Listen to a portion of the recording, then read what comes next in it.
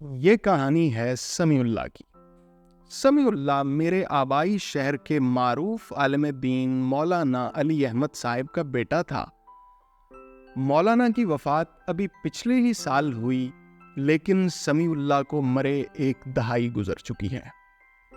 آج intellectual disability کی class میں ہم ان کنڈیشنز پر بات کر رہے تھے جو انٹلیکچوئل ڈسیبلٹی کا حصہ تو نہیں ہوتی لیکن اس کے ساتھ آیا کرتی ہیں۔ ان میں سے کچھ کنڈیشنز جینیٹک ہوتی ہیں، کچھ سائیکولوجیکل ہوتی ہیں اور کچھ فزیکل ہوتی ہیں، تو کچھ معاشرے کی پیدا کردہ ہوتی ہیں۔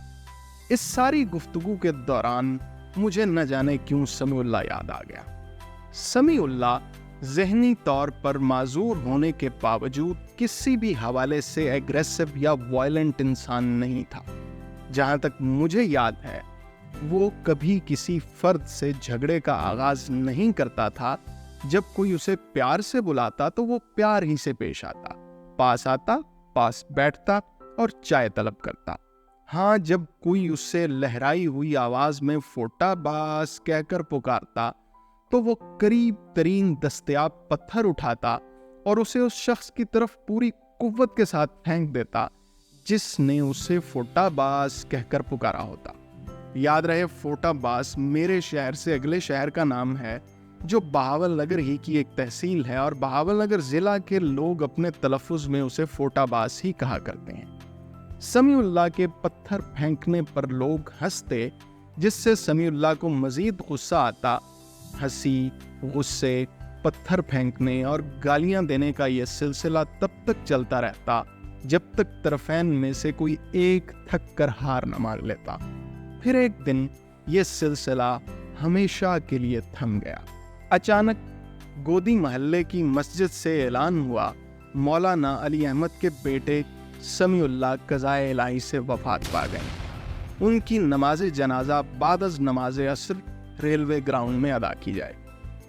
پورا گودی محلہ سوگوار تھا۔ سمیع اللہ کے جنازے میں شریک لوگ شاید اس لیے سوگوار نہیں تھے کہ سمیع اللہ مر گیا۔ اندر کہیں دل میں سبھی یہ سوچ رہے تھے کہ ان کا فوٹا باز مر گیا۔ اب وہ کسے لہراتی ہوئی آواز میں فوٹا باز کہہ کر پکاریں گے اور اپنی قابل رحم اور ترسی ہوئی زندگیوں میں لطف اور ہنسی کا کوئی پہلو فراہم کر پائیں گے۔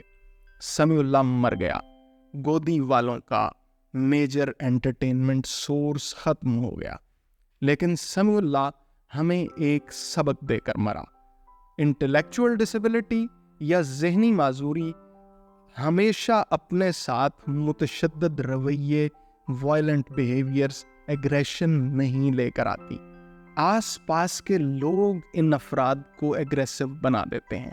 ہماری ایکیڈیمک لینگویج میں اسے سوشل کوماربیڈیٹی کہا جاتا ہے۔ اب آپ سوچئے کہ کہیں آپ اپنے ارد گرد کے انٹلیکچولی ڈسیبلڈ افراد کے لیے سوشل کوماربیڈیٹیز کی ذمہ دار تو نہیں ہیں؟ میں ہوں ڈاکٹر عثمان ضیاء، اور ایجوکیشنل ویلنس میں آپ سے دوبارہ ملاقات۔